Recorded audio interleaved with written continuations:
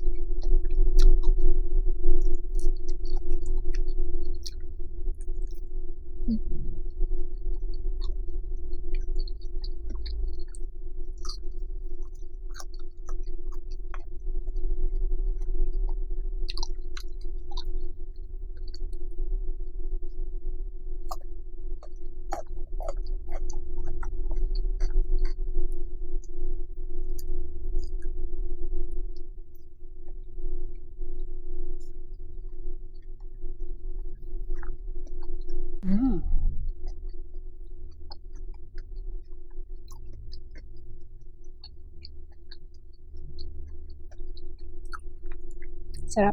Tingnan natin kung crispy pa rin yung bacon.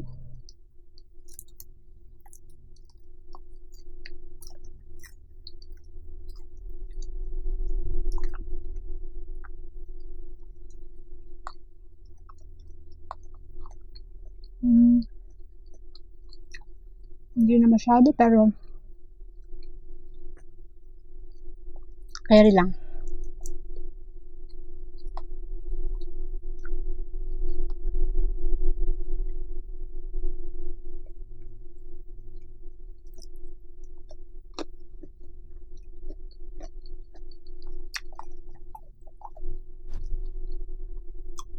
Siyempre, we have coffee.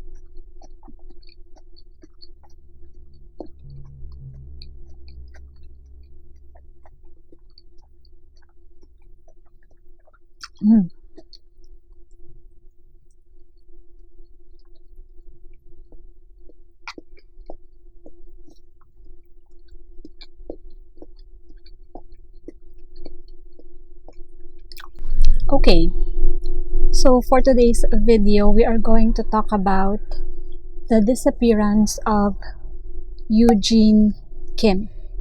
I will insert a photo of Eugene and I also have my notes here para masabi ko sa inyo yung mga information. So, on October 2, 2017, 38-year-old Eugene Kim was last seen at around 7 a.m. in Markham by his family in the area of Bayview Avenue and Royal Orchard Boulevard. He dropped off his children aged 2 and 6 off at school. He hasn't been seen since, and it's been 2 years. So, his brother-in-law, Scott Lim, said that Eugene told his wife, Christine, that he had an important business meeting at work to close a deal and that he'd come home late.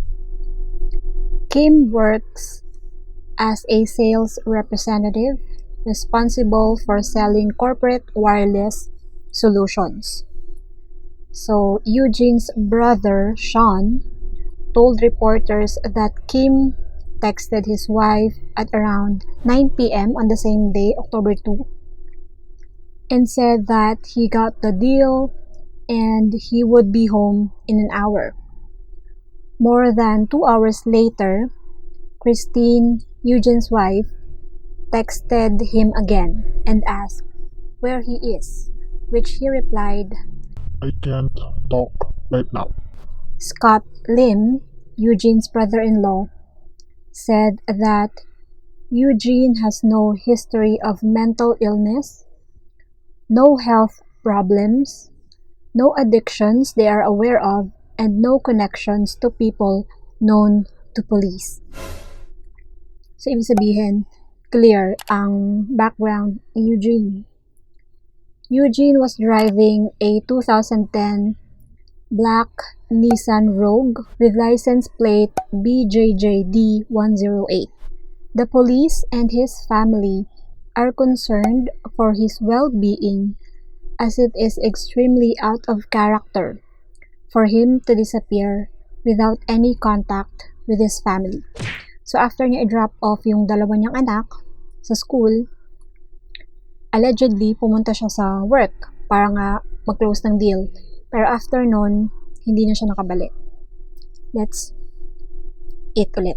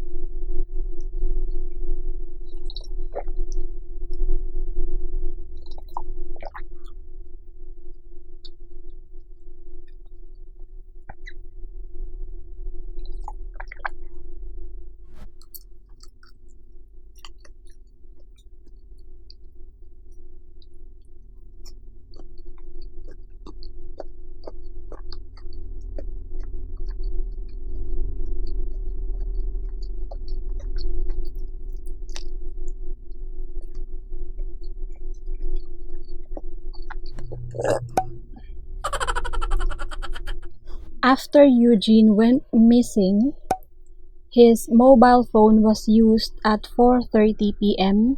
near North Bay, Ontario, Canada. Neither his family nor police know why Kim or Eugene would be in North Bay. The family found out that Kim bought a permit to enter Algonquin Park at around 5 p.m. on the same day he went missing with another person. So, on October 2, pumunta si Eugene sa Algonquin Park. According naman sa company where Eugene works, Eugene called in sick to work on that day, on October 2. And his employer didn't know about the business deal Kim has told his family about. So, walang deal, hindi talaga siya pumasok nung araw na yun. He called in sick. And Eugene's wife, Christine, said through tears that she just wants to know that her husband is okay and appealed to anyone with information to come forward. Quote, Please help us. Somebody has seen him. Please, Christine said. If he took off on his own, which I find crazy, I just want to know that you are safe. And then you take whatever time you need. I just want to know you are safe. The staff at Algonquin Park reported seeing Kim with someone when he purchased the permit, but the identity of the person is not known.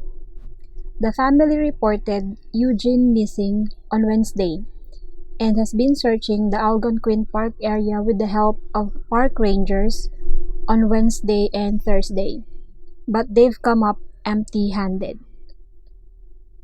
So, may search operation na naganap, pero I believe masyadong malaki yung Algonquin Park and siguro walang CCTV, or kung meron man, hindi nakita kung sino talaga yung kasama ni Eugene na pumasok siya ng Algonquin Park. And the investigators says that they have no reason to believe that Kim's disappearance is linked to anything criminal, but his family says this behavior is extremely out of character for Eugene. The family created a GoFundMe account. I will link it below to, help to find Eugene Kim. So Eugene Kim is described as a Korean male, 5'9", and weighing 185 pounds with black hair. And he wears eyeglasses. The weirdest thing is, even his car was not found. Yan, laki-laki ng kotse, diba? I will insert a photo of his car, the black Nissan Rogue. So for anyone with information, you can contact the York Regional Police Number 2 District Criminal Investigations Bureau at 1-866-876-5423 extension 7241, or call Crime Stoppers at 1-800-222-TIPS, or leave an anonymous tip online at www.1-800-222-TIPS.com, or text a tip to crimes 274637 starting with the word York. So yon, nakakasad na kwento. 2 years na until now, wala pa ring balita, wala pa ring information kung nasaan si Eugene. And sobrang weird, sobrang mind-blowing. I mean, he went missing into thin air, parang bula na pumutok, parang ganun. That's our start time for today. Don't worry, I always eat my leftover off camera dahil lang dumadaldal tayo, kaya hindi ko siya nauubos, but definitely uubusin ko siya after I film. So yeah, let's be vigilant, let's be mindful of our surroundings, because the universe is really not a safe place. Anywhere is a battlefield. So yeah, let's be alert always. Thank you so much, guys, for watching. Please like and subscribe. I hope to see you on my next video. Let's eat more. God bless you all. Bye.